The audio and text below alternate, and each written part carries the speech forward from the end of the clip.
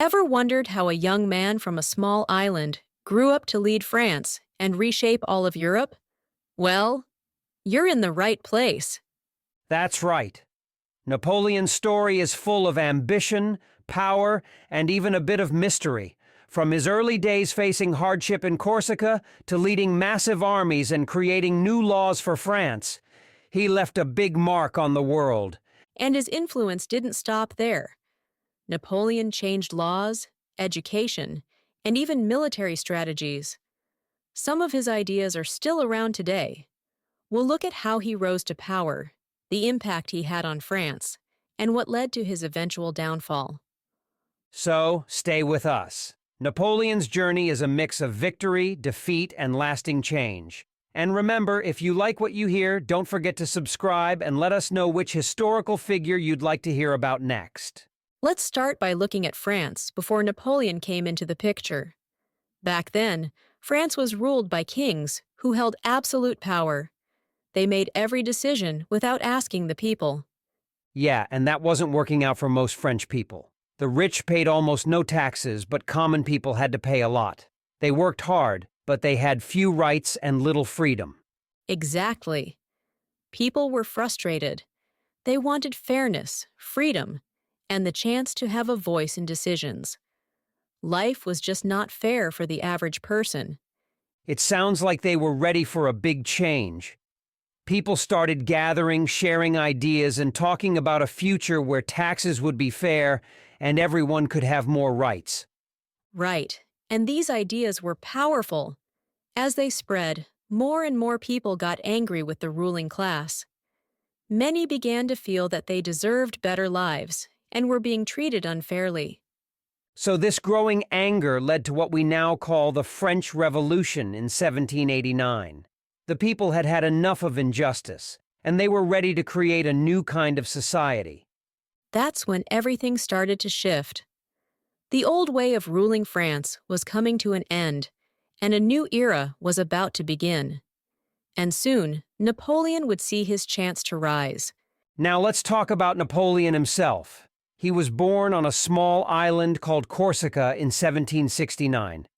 His family wasn't wealthy, and life wasn't easy for him as a kid. Right. And Corsica had only recently become part of France, so Napoleon didn't even speak French at first. He grew up speaking Italian and Corsican. He didn't start learning French until he was around 10 years old, which made him stand out when he moved to mainland France. And being different wasn't easy. He was teased a lot at school for his strong accent and even his small size, but Napoleon didn't let that stop him. He was determined to succeed, no matter what. He was really focused on his studies, too. He ended up getting a scholarship to a military school in France, a big opportunity for someone from his background. At military school, he studied hard, especially in math, history, and, of course, the art of war. It seems like even back then Napoleon stood out. His teachers noticed his leadership skills and sharp mind. He may have been small in size, but his ambition was huge. Definitely. He was very serious about his future. By 1785, Napoleon graduated from the military academy and became an officer in the French army. For a young man from Corsica, that was a major achievement. So, even though he faced challenges, Napoleon's hard work and determination set him on the path to success. Soon, he'd have the chance to prove his skills even more. So, by his early 20s, Napoleon was officially an officer in the French army. But it was during the French Revolution that he really began to rise. France was in chaos, and there were a lot of chances for young leaders to prove themselves. Yes! And Napoleon didn't waste any time. His intelligence and courage stood out in battle. He was known for staying calm under pressure, and he often took risks that paid off. His superiors noticed him right away. In fact, he rose through the ranks incredibly quickly. By the time he was just 24, Napoleon had already become a brigadier general. That's a high rank for someone so young, especially in such a turbulent time. It's impressive, isn't it? The French Revolution may have brought a lot of turmoil, but it also opened doors for people like Napoleon. He was ambitious, and he knew how to make the most of each opportunity. And he didn't just rely on bravery, he was also a master planner. Napoleon studied every detail before going into battle. His strategies were creative, and his troops respected him for that. The people of France started to take notice too. Here was this young, bold leader who seemed to bring order in the middle of chaos. Many began to believe he could be the one to restore stability to France. Absolutely. And as his fame grew, so did his ambition. Napoleon was ready for more, and soon he'd have the chance to take on even bigger challenges. Now, after making a name for himself in France, Napoleon set his sights on something bigger. In 1798, he led a major campaign to Egypt. His goal? To disrupt British trade routes and weaken their influence. But Napoleon didn't just bring soldiers. He also brought scientists, scholars, and artists. He wanted to study Egypt's ancient history and culture while he was there. It shows he had a real curiosity and wanted to learn from other civilizations. Exactly. He saw Egypt as more than a battlefield. He saw it as a place of knowledge. They even discovered the famous Rosetta Stone, which later helped people learn to read ancient Egyptian writing. But there were problems too. The French troops often acted disrespectfully toward the local people, which led to a lot of tension. The Egyptians grew angry and saw the French as invaders rather than allies. Napoleon tried to win the Egyptians over by saying he respected their religion and culture, but deep down, his real aim was to control Egypt and its wealth. His words felt empty to many people there. And things got even tougher for Napoleon's forces when the British Navy defeated them in battle. Eventually, Napoleon had to abandon the campaign and return to France. Still, the campaign had taught him a lot, and only increased his desire for power. Yes, even though he didn't succeed in Egypt, Napoleon returned to France with new plans and bigger ambitions. He was more determined than ever to take control. When Napoleon returned to France, he found the country in a mess. The government was weak, and people were still struggling with problems like poverty and unrest. France needed a strong leader, and Napoleon saw this as his chance. Exactly. In 1799, he joined a group to overthrow the government, which was called the Directory. With his influence and popularity, he took control and became the first consul of France. This new position gave him almost total power. And at first, people welcomed this change. They hoped that Napoleon could fix France's problems. He quickly worked to gain their support by improving the economy. He built roads, supported businesses, and even created new jobs. Things began to look more stable. He also focused on education. Napoleon started building schools across the country, which gave hope to young people and their families. He wanted France to have strong leaders and skilled workers for the future. These changes made him very popular with the public. People saw him as a hero who could bring back France's strength. Napoleon really knew how to earn people's trust and make them believe in his vision. But even as he helped improve life in France, Napoleon's ambition didn't stop there. He dreamed of expanding his power beyond France. Becoming first consul was only the beginning. One of Napoleon's biggest achievements as a leader was creating the Napoleonic Code. This was a new set of laws that organized rules about property, family, and citizenship. Before this, French laws were unclear and often unfair, but the new code made things simpler and more consistent. Yes, and this wasn't just a minor change. The Napoleonic Code helped the economy by making business rules clearer. People could trust that the same laws would apply across France, so trade and business became easier and more secure. The code had a big impact on people's daily lives, too. It made rights and duties clear, so everyone knew what was allowed and what wasn't. People appreciated that the law was now written in a way that was understandable to more citizens. But there was a downside, especially for women. Under the Napoleonic Code, women lost many rights they had gained during the Revolution. For example, married women couldn't own property independently, and if they worked, their wages went to their husbands. That's true. Napoleon believed that strict family rules would keep society stable, but many women felt these laws were unfair. They were disappointed to lose freedoms they had only recently gained. Aside from the code, Napoleon also changed education.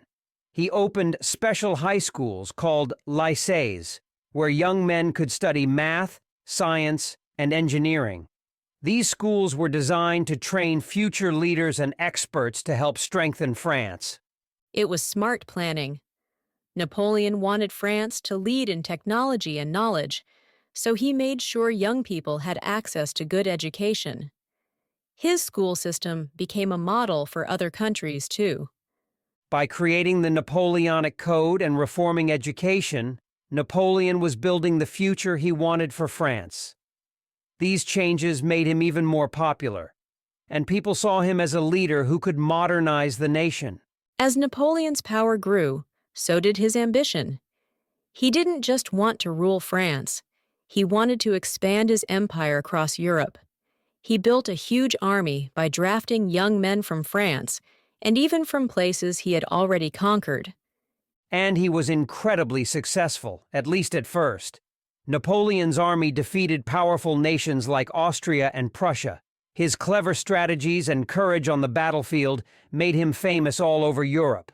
But then he made a risky decision. In 1812, Napoleon decided to invade Russia, hoping for a quick victory. He took more than 600,000 soldiers with him, thinking his army could handle anything. Unfortunately for him, the Russian army used a smart strategy called scorched earth. As they retreated, they burned their own crops and supplies, so Napoleon's troops couldn't use them. The French soldiers struggled without enough food or shelter. And then came the Russian winter, which was brutal. The soldiers suffered terribly from hunger, cold, and exhaustion. Many of them didn't survive the journey back. This invasion was a huge mistake that weakened Napoleon's forces. Seeing Napoleon's struggles, other European countries decided to join together against him. They knew this was their chance to finally defeat him. In 1814, they succeeded, and Napoleon was forced to give up his power and go into exile on the island of Elba. It seemed like the end of his rule, but Napoleon wasn't ready to give up yet. He would soon return for one last attempt to reclaim his empire. After being exiled to the island of Elba, you'd think Napoleon's story would be over. But just 1 year later, in 1815, he managed to escape. He returned to France, and as soon as he landed, people began to rally around him. They were excited to see him back and ready to support him again.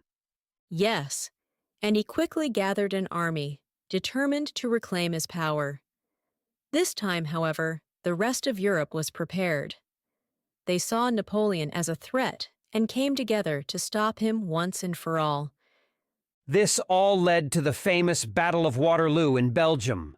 Napoleon fought hard, but his army couldn't stand up to the combined European forces. After a fierce battle, he was finally defeated. Waterloo was the end of Napoleon's rule for good. This time, he was exiled much farther away, to the island of St. Helena in the South Atlantic. There, he would spend the rest of his life, far from France and from the power he once held. It was a dramatic end to his ambition. Napoleon's dreams of ruling Europe were over, but his story was already part of history. People would remember his rise, his reforms, and his ultimate fall for many years to come. Even though Napoleon's rule ended at Waterloo, his influence didn't disappear. One of his biggest legacies was the Napoleonic Code, a set of laws that helped modernize France. This code made laws clearer and more organized, and it inspired legal systems in many other countries. Exactly. The Napoleonic Code covered areas like property, family, and business rights. It created a structure that people could rely on, which brought a sense of order to daily life in France. Parts of this code are still used today in France and even in other places around the world. Another big impact was his work in education. By creating lycées and improving schools, Napoleon helped shape the future of French science, technology, and leadership. Many future leaders and thinkers came out of his school system, which also inspired other countries. And let's not forget his military strategies. Napoleon's fast-moving attacks and smart planning changed the way wars were fought. Future generals studied his methods, and his tactics influenced military training across Europe for years. Napoleon's cultural influence was strong, too. French art, language, and style became popular in many parts of Europe, partly because of his conquests. Even today, people admire the French art and ideas that spread during his rule. So, while his ambition led to both great achievements and major downfalls, Napoleon's story is a reminder of how powerful ideas can shape a country, and even the world. His legacy still lives on in ways that are felt across history. And that wraps up our journey through the life and legacy of Napoleon Bonaparte. From his humble beginnings in Corsica to his rise, reforms, and eventual fall, it's clear Napoleon left a lasting mark on France and beyond. Absolutely. His impact on law, education, and military tactics can still be seen today. Napoleon's story is full of ambition, but also lessons about the risks of seeking too much power. Thanks so much for tuning in to Lingodots podcasts. If you enjoyed this episode, make sure to subscribe and let us know in the comments which historical figure you'd like us to cover next. Yes, we'd love to hear your suggestions. Don't forget to like and share this episode with friends who enjoy history. Until next time, keep exploring, keep learning, and stay curious.